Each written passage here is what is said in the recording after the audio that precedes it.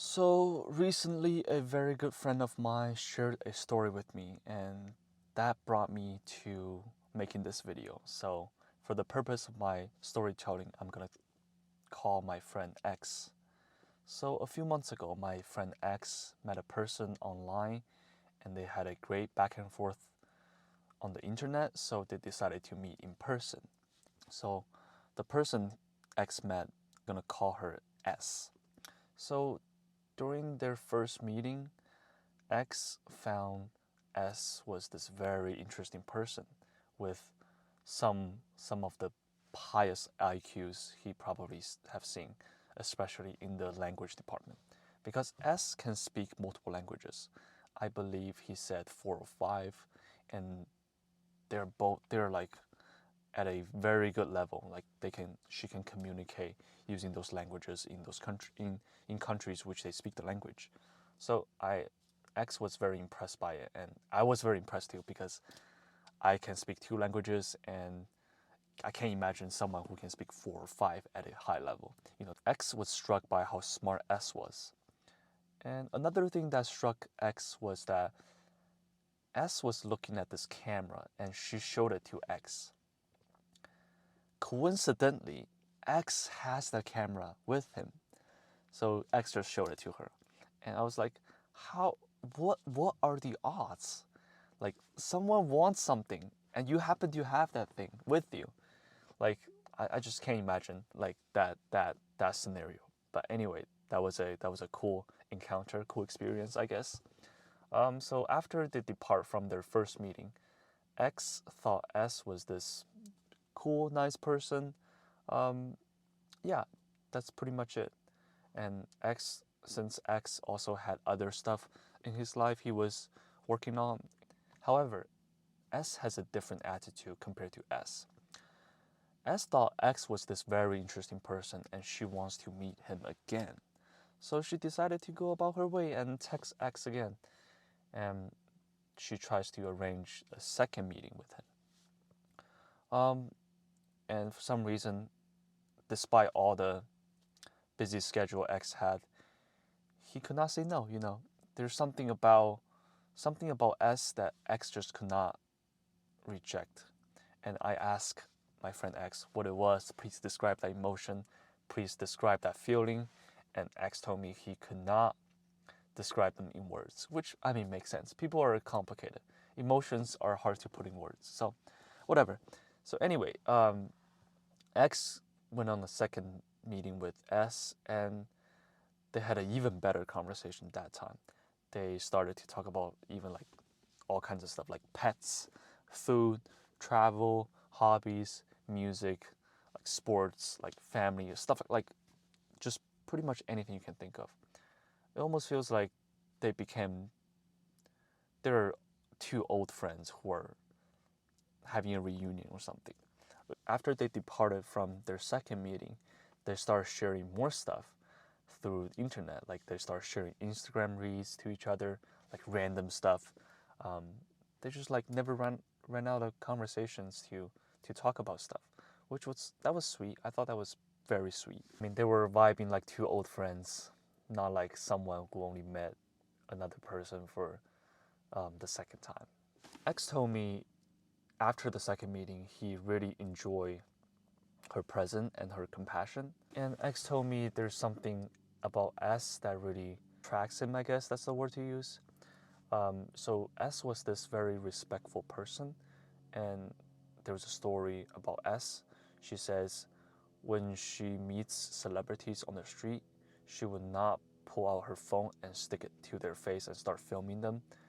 So X asked her why, and S said she just felt disrespectful because imagine when you're walking on the street and someone just stick a camera to your face without talking to you. Like, how uncomfortable would you be? I think that makes perfect sense. But I guess when you see a celebrity, you have a different mindset. You will think, okay, maybe they're different compared to normal individuals, so I can stick a camera to their face and start filming them and post their pictures on social media. Yeah, I think it's right. And S's approach was, you should you should talk to them before you start taking any pictures, and if you can, greet them using their languages. I mean, I guess that's why she can speak four or five languages because that way she can talk to celebrities from different countries. But yeah, I thought that was very respectful, and X thought the same thing. And X was a respectful person as well, but just they he shows respect in a much more hidden and subtle way. Most people would not everyone can feel that respect um, every time. I guess that's the best way to put it. So after a few months, their friendship grew deeper, and they started to have more conversations, both online and in person. And X started to feel a little bit too much of himself. I wouldn't say he's particularly arrogant or anything, but he definitely has an ego, and that ego is hidden deep inside of him. He doesn't usually show that ego, but when he faces confrontations, the ego usually appears more obvious than other times. His ego sometimes appears in means of self-restraint, in different attitude, sometimes in passive aggressiveness. I mean, or a little bit of everything. Humans are complicated. You can't really sums up a person's character in one sentence, right? I mean, everyone is hard to understand. I don't think I understood any person on earth fully, not even myself. It's hard to explain emotions. So one day, I guess X was feeling too much of himself again, and he said something he should never said to S, and he was too unapologetical about it. He did not see his mistakes, which has caused some problems between their friendship. So after telling me what he said to S, I felt very sorry for S. Partly because the words he used, not because those words are particularly insulting, but rather the connotations behind them, and partly because I know S did not know X well enough to understand what he really mean behind those words. So, I mean, I guess she just took it the wrong way. And after X realized how bad those words were, it was too late. He tried to recover from it, and he tried to talk to S again, but S just would not buy it. So X told me, what can he do at this point? I was like, after listening to what you said to S, if I were S, I would do the same thing probably. I mean, I could give you a second chance, but you know, it's not my duty. I don't need to give you a second chance. So after a couple days, X felt like crap. He decided to reflect on himself privately for 3 weeks. So in 3 weeks, he did not tell anyone about the story, about the experience he had. I believe that's the right way to go about it. Maybe 3 weeks is a little bit too long for some people, but imagine you going through something like this. You just immediately turn to your friends, and what are your friends gonna say to you? They're gonna say, oh my gosh, you're fine. Like, don't worry if things don't work out. I mean, that's not what you want to hear, because you want to reflect on your mistakes and you want to learn from your mistakes instead of telling your friends who can comfort you. I don't think that's how you should learn. So I guess that's my take on it. People have different scenarios, people have different issues, people have different ways of dealing with stuff. So I'm not trying to impose my understanding or my way of doing stuff to you guys. I'm just simply sharing what X was going through and try to interpret it myself. Emotions are common. Everyone feels emotions. I don't think we should try to restrain ourselves from emotions. That's impossible. You're going against the way of nature. But I think we have the ability to channel our emotions.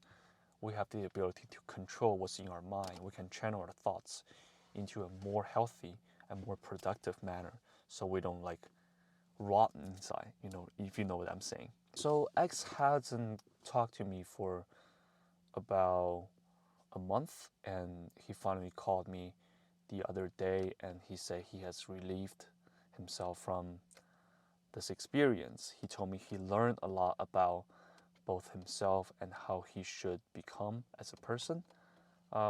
He is very appreciative towards S, although he has ruined their friendship permanently.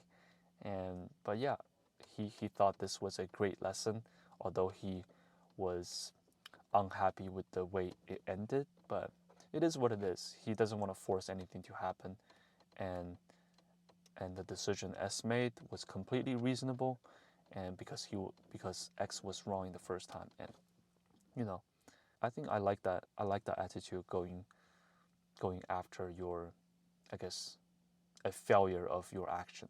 One of the reasons I decided to tell this story on YouTube is that life might give you a lesson that comes in the most unexpected way with the most unexpected person. So I guess just be aware of it, be cautious, be ready. When it comes, if you're not ready, it's gonna hit you like a tsunami. You have to prepare yourself mentally and physically because you never know what's gonna happen and you never know when it's gonna happen. So, and I guess at this point of my video, some of my audience might say, "Oh, why are you sharing this story? Why are you sharing this private story about your best friend X? Like, did you get his permissions to share this story?" All right, ladies and gentlemen, I got his full permission to say this story because I was X. I was X in the story, and I figure saying this story to you guys, to online, I am exposing myself in a way, but I feel like it's gonna be very meaningful after a few years when I return to this video and see how much I grew from it and how much I learned from the experience. So even though I don't want to make this video, but I just felt a very strong impulse to do it.